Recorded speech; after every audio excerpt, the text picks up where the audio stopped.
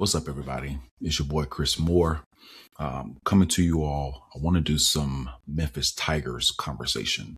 Um, I was looking on the internet, looking on YouTube, trying to find some information, just trying to find someone. I see plenty of people talking about the Colorado Buffs. No shade to them. I love their coverage.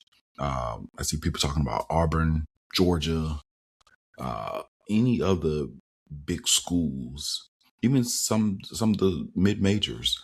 I'm seeing YouTube channels dedicated to them, but I could not find. I looked high, I looked low, I searched all around. I couldn't find no other YouTube channel that was dedicated to the Memphis Tigers. So it is my goal that I try to do that this year. That's one of my goals. I'm loving what they have for the program.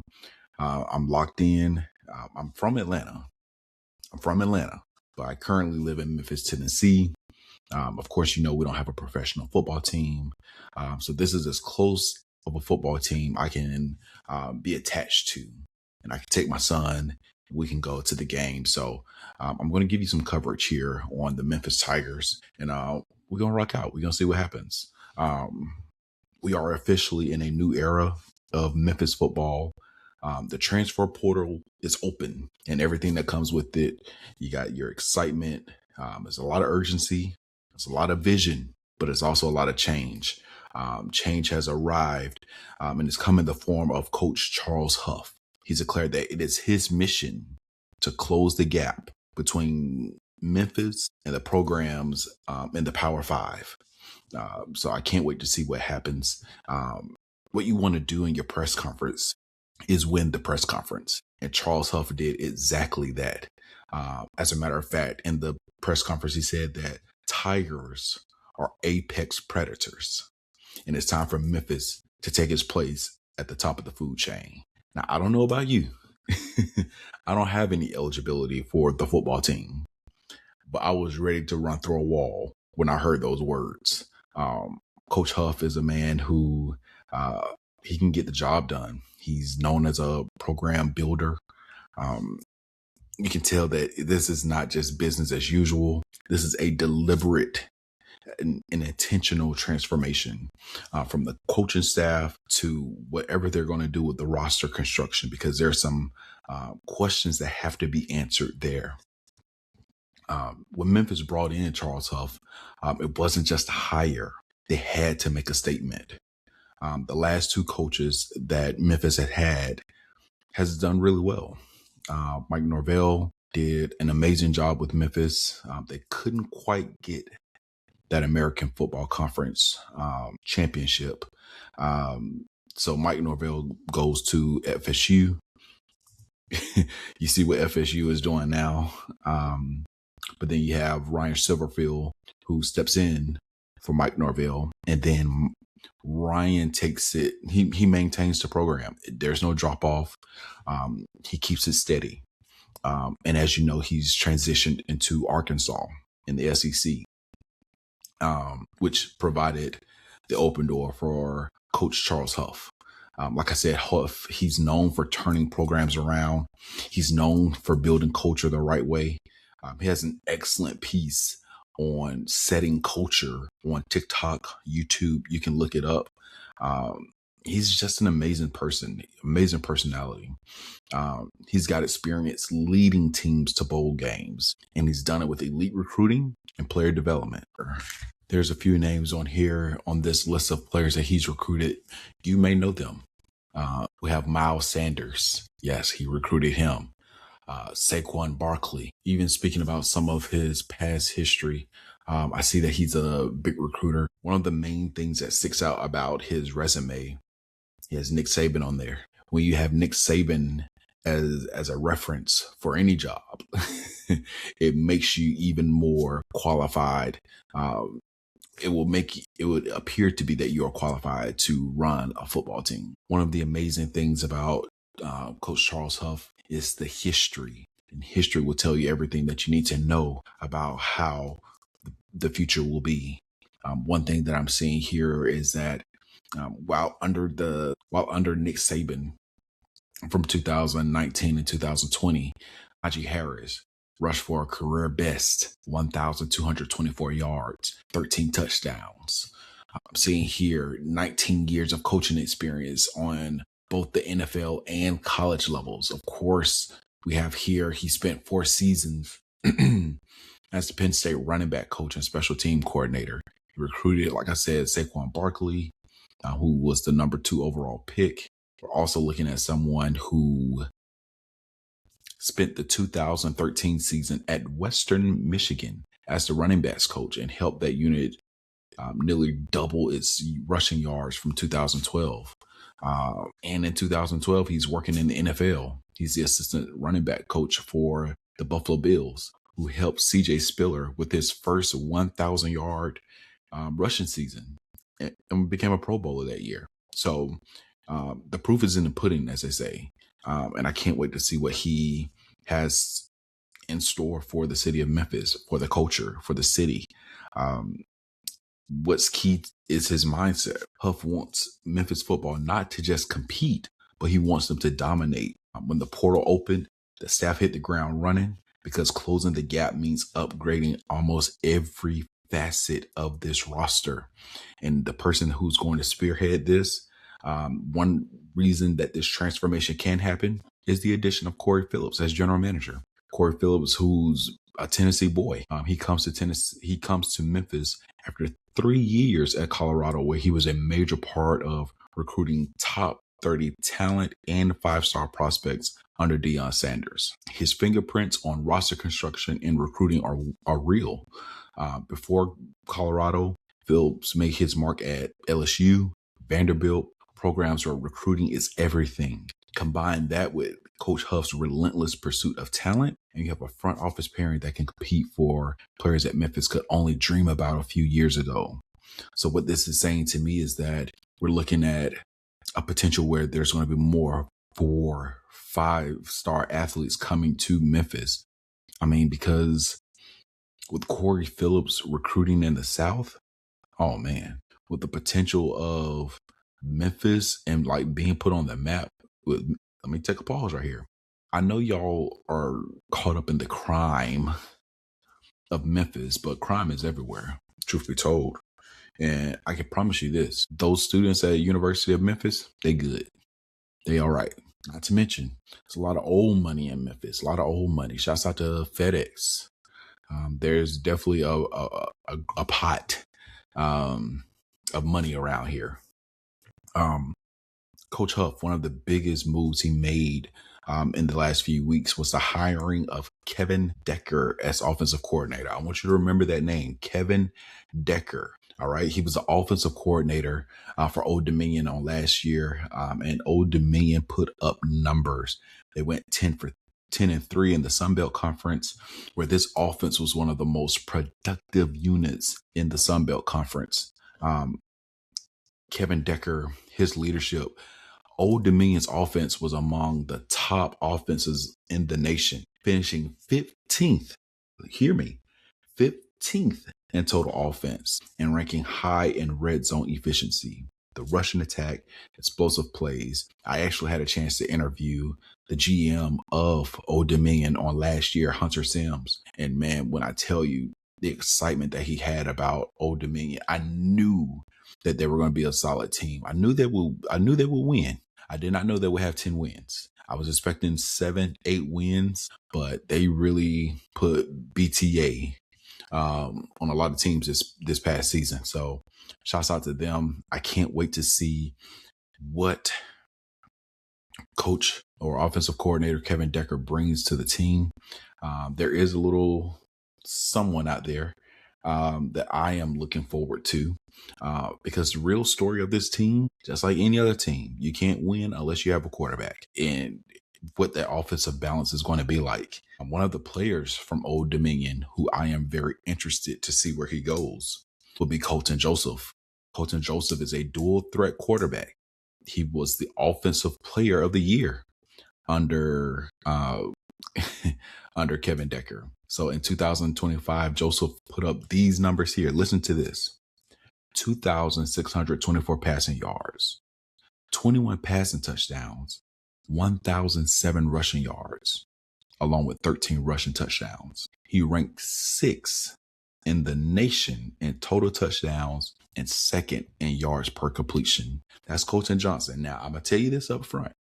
It's going to cost a lot of money to get him on your team. It's going to cost you a little arm, cost you a leg, maybe a toe, a finger, maybe even an ear. I don't know. But Colton Joseph is someone I would love to see in Memphis, Tennessee.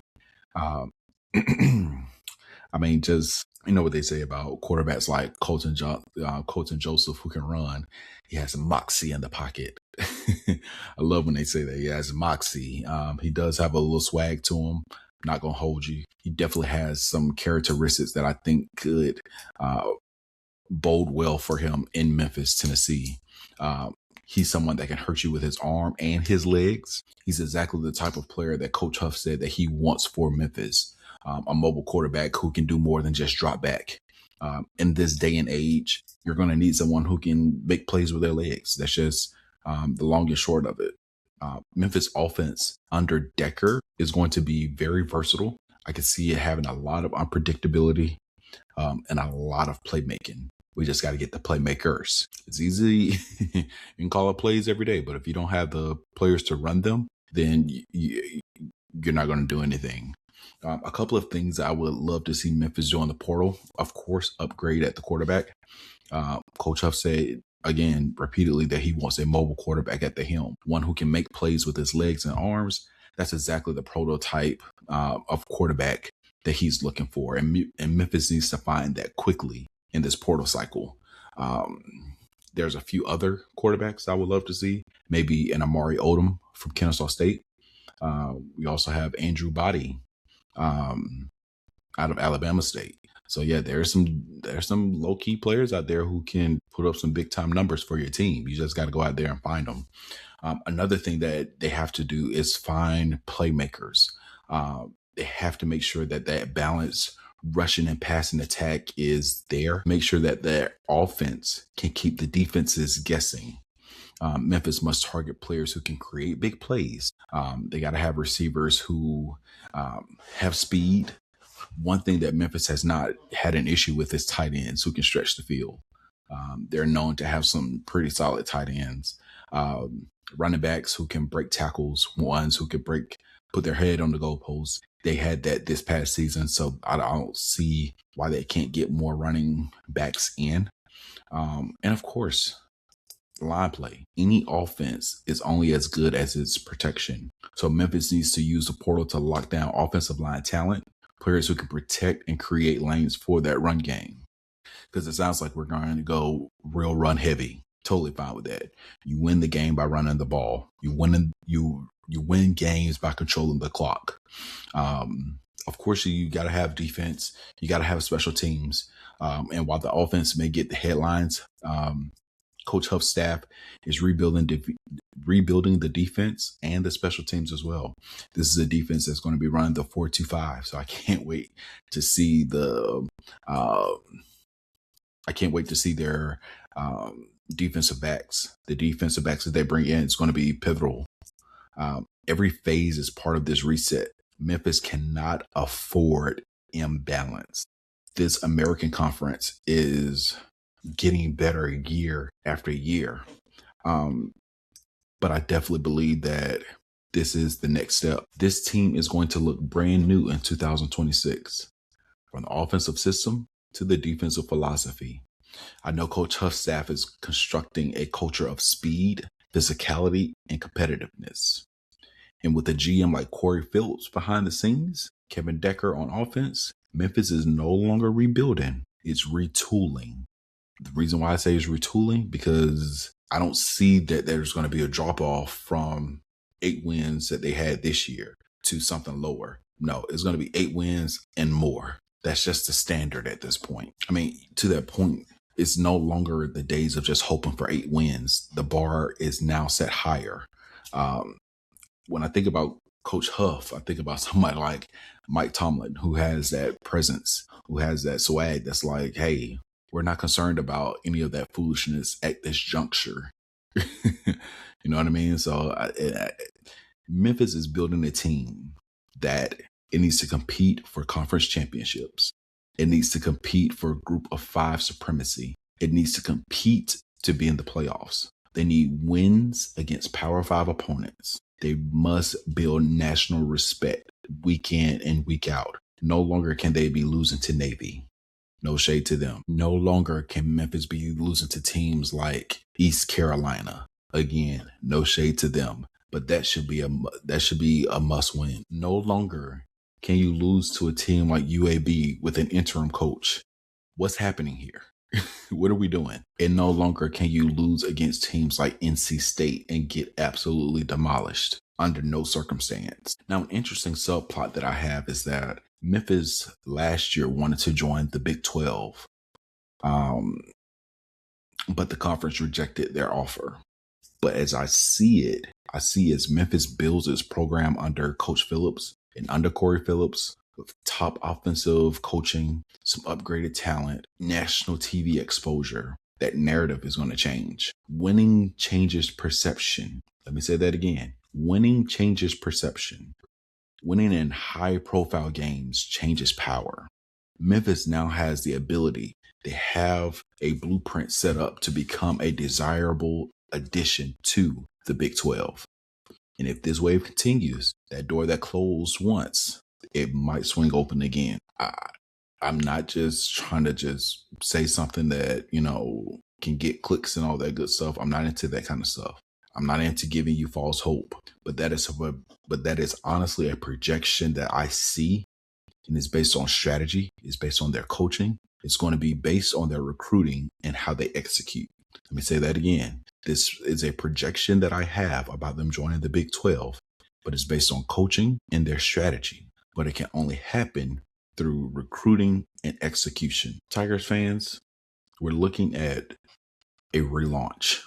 Charles Huff, Corey Phillips, the entire staff. These aren't just names on a staff chart. No, these are architects of a new identity for Memphis football. The way that they're building up the Liberty Bowl, you see that they're rebuilding that side. They didn't tear down the whole stadium. That's a whole nother conversation. I'm not going to get into that. They didn't tear down the whole stadium, but they did take out a side to put in something new, to give the stadium a fresher look. That's how I see what they're doing for Memphis football. They're not tearing down the team. They're not deconstructing anything. They're not blowing everything up, but they are taking some pieces out to bring in something new to make this look better. We're entering a moment, very pivotal moment, where expectations are going to shift.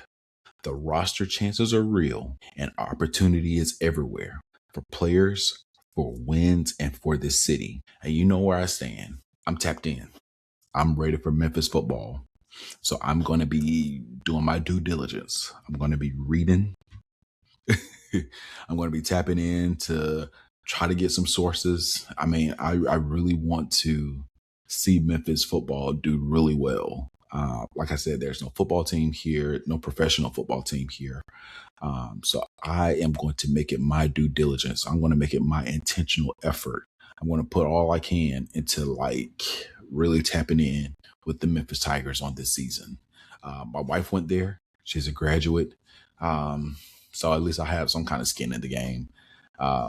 So again, let's go Tigers. Let me know, what are our chants? Do we have chants at the game? What do we do at the game? I know other teams have animals that march out and all that good stuff. I just want to know, what do we do? So I am Chris Moore. Make sure you follow. Make sure you subscribe. Make sure you like. Make sure you comment. Help guide me on this journey with the Memphis Tigers.